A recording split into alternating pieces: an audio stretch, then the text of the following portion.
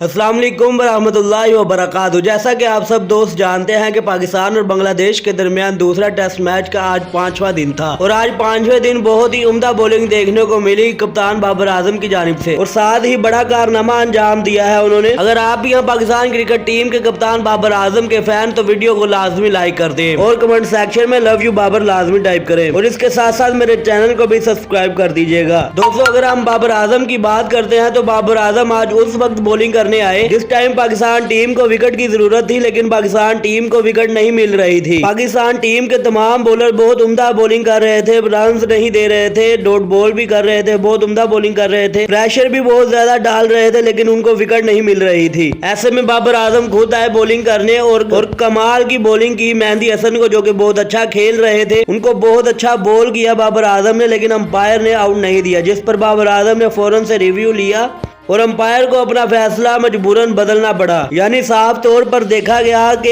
ये आउट हो गया है तो अंपायर ने माफी मांगी और आउट दिया। अब बाबर आजम ने जो बड़ा कारनामा सर अंजाम दिया है, टेस्ट क्रिकेट में उन्होंने पहली विकेट अपनी हासिल की है। बाबर आजम ने ये कारनामा सर अंजाम दिया है कि उन्होंने अपने पूरे करियर में, ओवरऑल करियर में ये पहली विकेट इंटरनेशनल हासिल कर ली है। अगर देखा जाए तो सोशल मीडिया पर बाबर आजम के ही चर्चे हमें देखने को मिल रहे हैं। मतलब ये कि हर जगह बाबर बाबर हो रही है। Thanks for watching.